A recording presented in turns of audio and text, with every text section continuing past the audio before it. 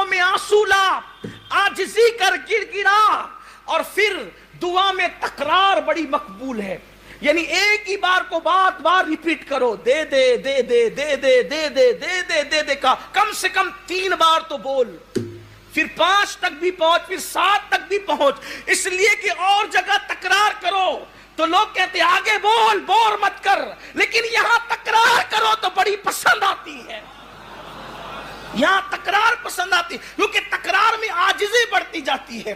اور پھر دعا میں یہ 2 چیزیں خاص کیا کرو کہ 3 مرتبہ یوں کہا کرو، یا ارحم الراحمین، یا ارحم الراحمین، یا ارحم الراحمین، ارحم الراحمین کو پکارو، کہو یا اے سب سے بڑھ کر رحم کرنے والے، کیونکہ حدیث پاک میں آتا ہے ایک فرشتہ خاص اس کے لیے قدرت نے مقرر کر دیا ہے کہ جو 3 مرتبہ پکارے گا ارحم الراحمین ارحم الراحمین ارحم الراحمین، فرشتہ کہے گا 3 بار رحمان و رحیم کہنے والے، اب مانگ، قدرت نے اپنے کرم سے اپنے اوپر واجب کر لیا ہے، جو مانگے گا قدرت تجھے عطا کر دے گا۔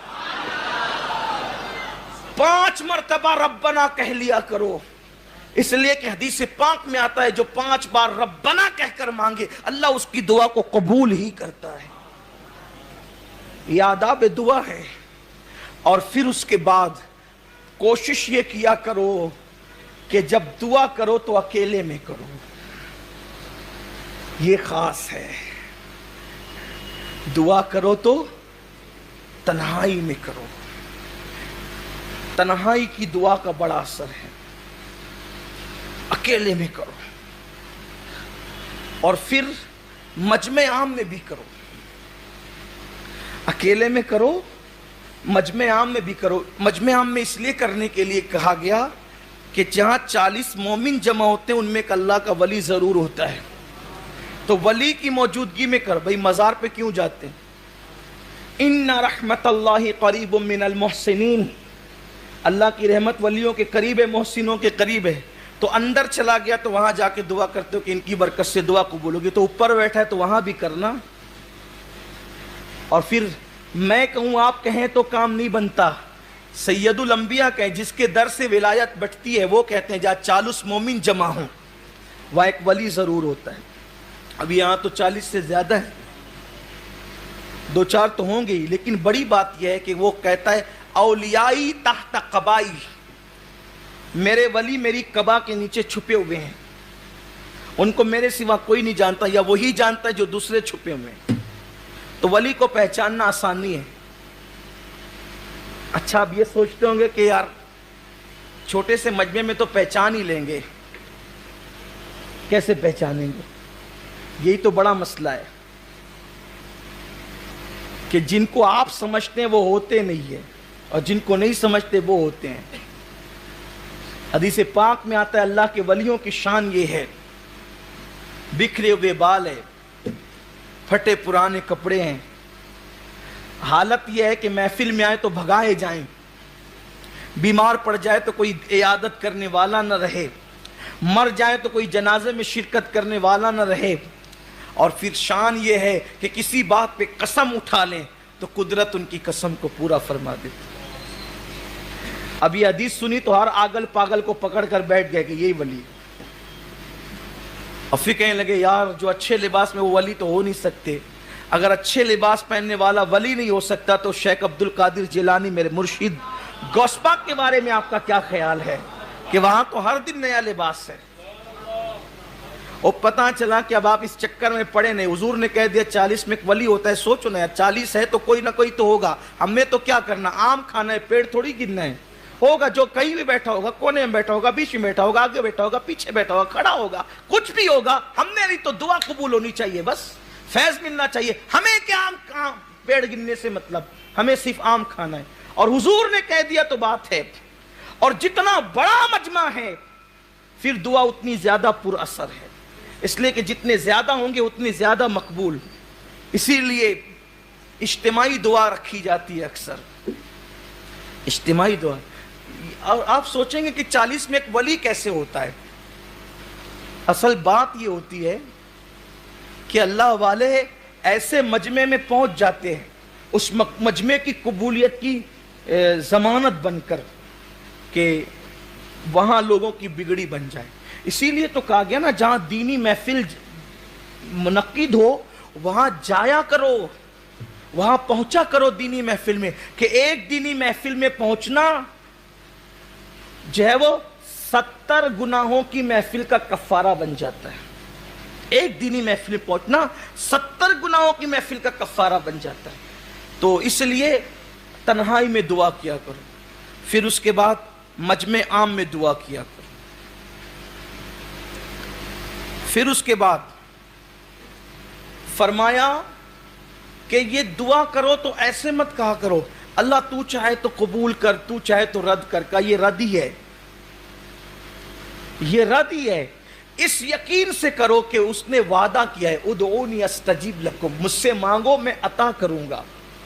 تو اس نے وعدہ کیا ان اللہ لا یخلف المیعاد, وہ اپنے وعدے کے خلاف نہیں کرتا. تو اس یقین سے کرو کہ اللہ تو نے وعدہ کیا ہے, میرے مانگنے کی ہوشیاری نہیں ہے, میری دیر ہوشیاری نہیں ہے, میرا کوئی معاملہ نہیں ہے, تو نے وعدہ کیا ہے تو تو اپنے کرم سے قبول کرے گا اور وہ قبول ہی کرے گا. اللہ فرماتا ہے میرا بندہ میرے ساتھ جیسا گمان کرتا ہے میں اس کے ساتھ ویسے فیصلہ کرتا ہوں. پھر جب دعا کرو تو دعا کرنے کی قبولیت کی نشانی یہ ہے کہ دعا کرنے سے پہلے کچھ نیک عمل کرو.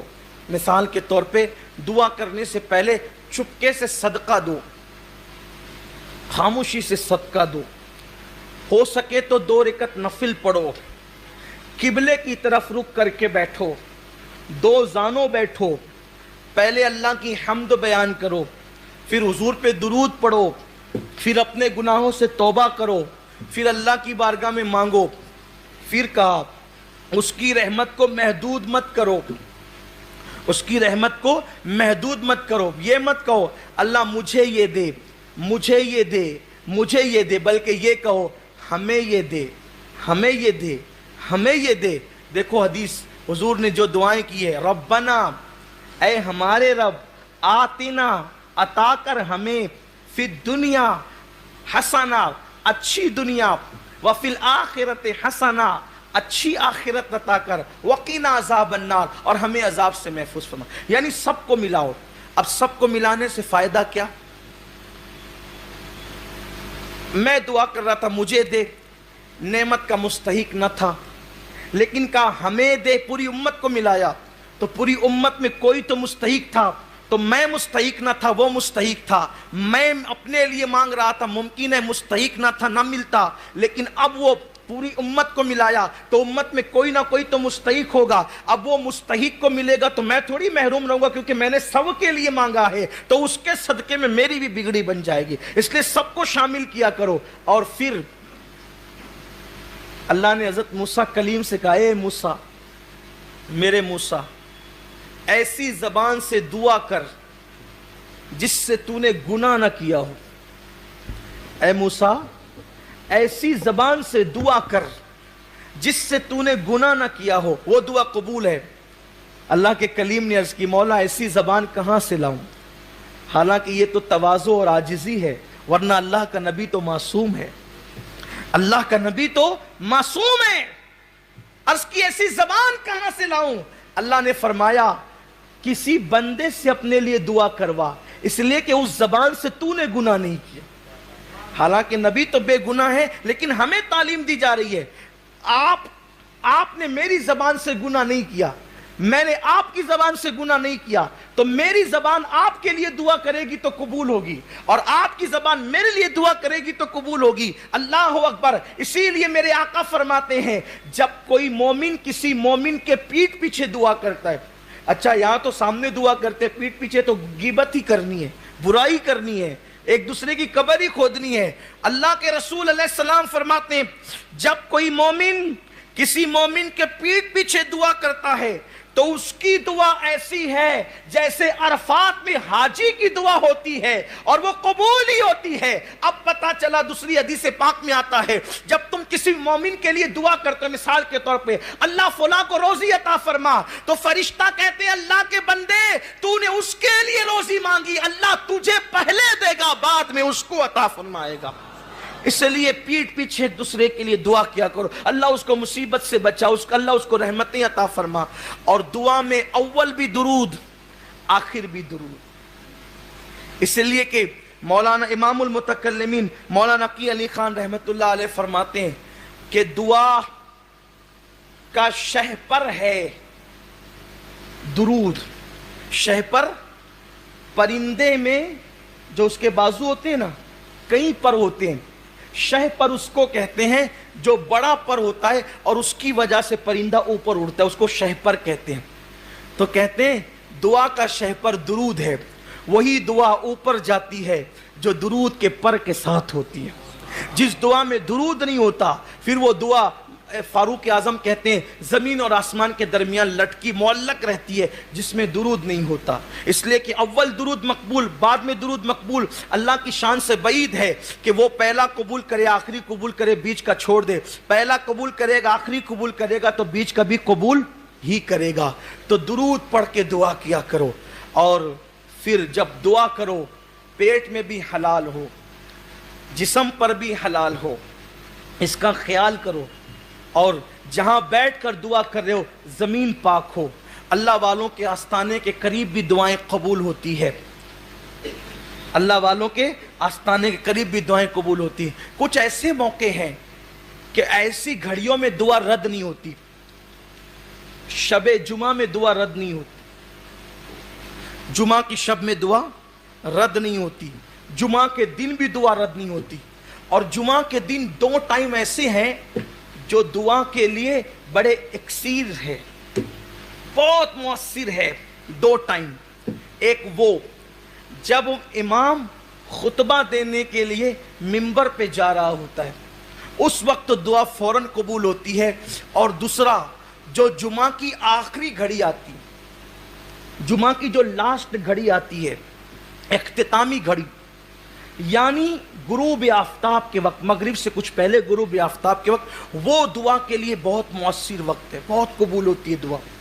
پھر اذان کے بعد سے لے کے پانچوں وقت، اذان کے بعد سے لے کر جماعت کھڑی ہونے تک، شیخ ابو طالب مکی قوت القلوب میں لکھتے ہیں اذان اور جماعت کے درمیان دعا کی قبولیت ایسے ہے جیسے شب قدر میں دعا قبول ہوتی ہے.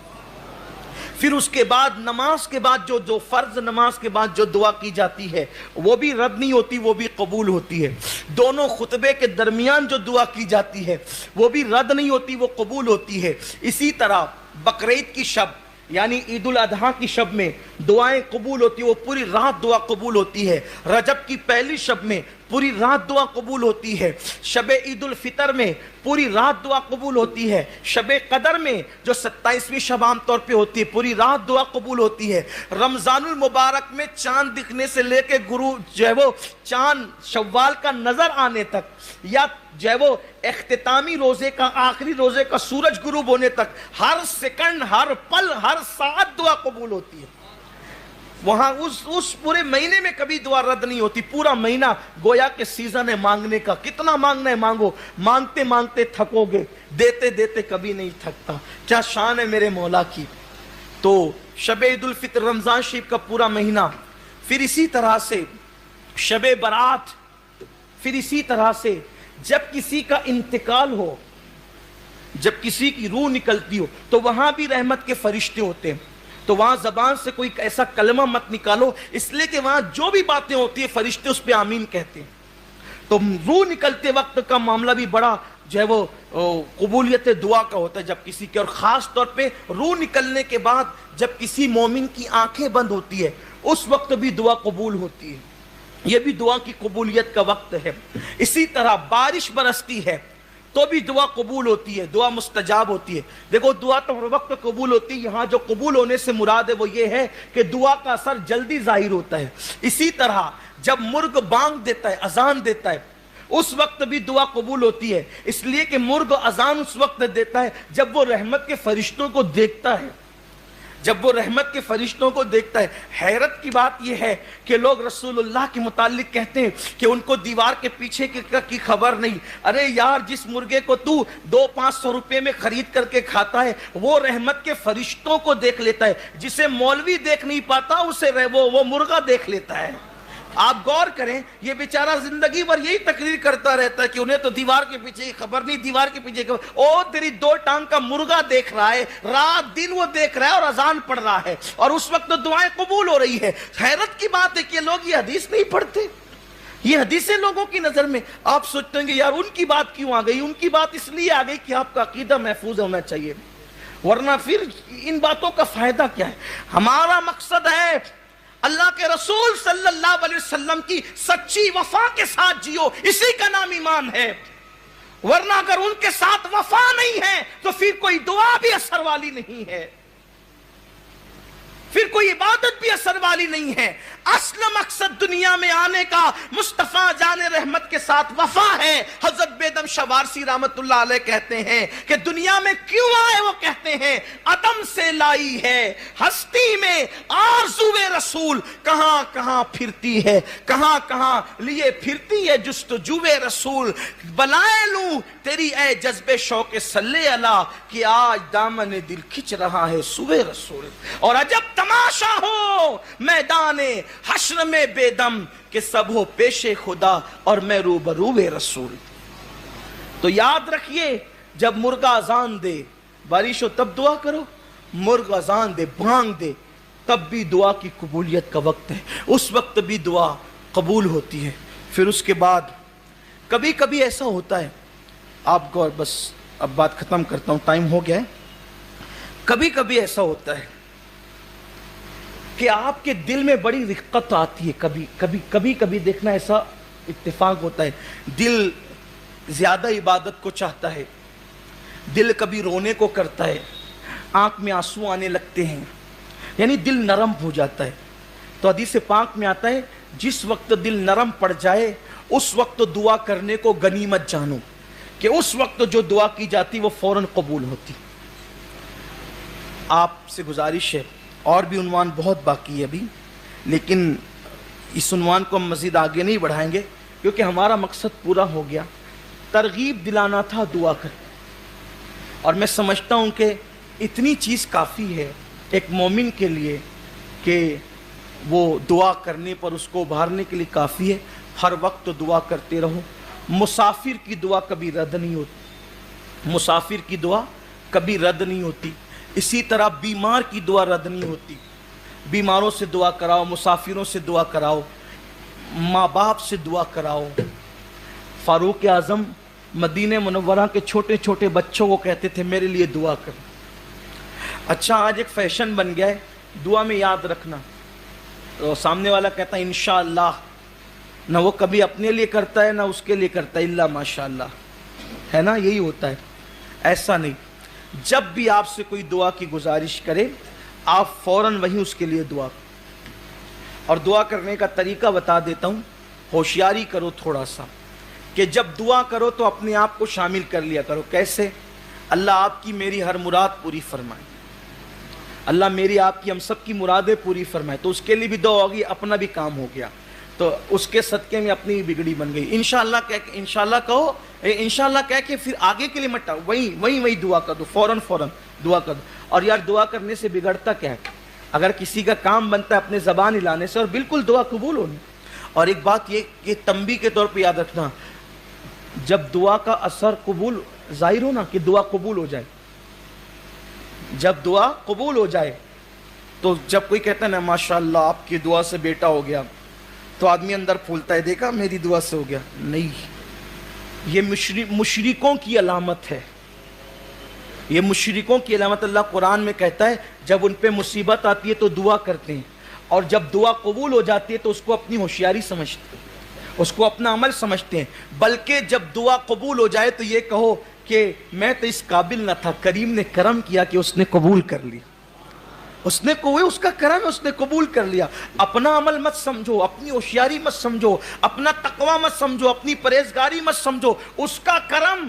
ارے وہ رد کرنے پر آئے تو بڑے بڑے متقیوں کی رد کر دے، اور اگر وہ قبول کرنے پر آئے تو پھر فرعون کی بھی قبول کر رہا ہے نا، آپ نے بھی سنا، فرعون کی بھی سن رہا ہے وہ۔ اس لیے یاد رکھنا، دعا کی قبولیت کو اپنا عمل مت سمجھنا، اپنی ہوشیاری مت سمجھنا، اپنا تقوی مت سمجھنا، اس کا کرم اور خالص اس کا کرم۔ یہاں تو حالت یہ ہے کہ اگر دعاؤں سے بچے بھی پیدا ہو جائیں تو بھی مائک پہ کھڑا کرتے ہیں کہ ذرا بتاؤ کہ کتنے بچے ہماری دعا سے پیدا ہو، کتنوں کو رشتہ ہماری دعا سے ملا. یہ انسان کہتا ہے آپ کو کیا حق ہے؟ یہ کیوں نہیں کہتے کہ اس نے کرم کیا ہے تو بگڑی بنی ہے؟ اگر وہ کرم نہ کرتا تو کوئی اس پہ جبر تھا؟ اس لیے خبردار خبردار. اور پھر دعائیں کراتے رہو. فاروق اعظم چھوٹے چھوٹے بچوں سے دعا کر، بوڑھی عورتوں سے دعا کراؤ، بوڑھوں سے دعا لو، اس لیے کہ جو کام ہزاروں سال کی محنتوں سے نہیں ہوتا وہ کام دعاؤں کی برکت سے ہو جاتا.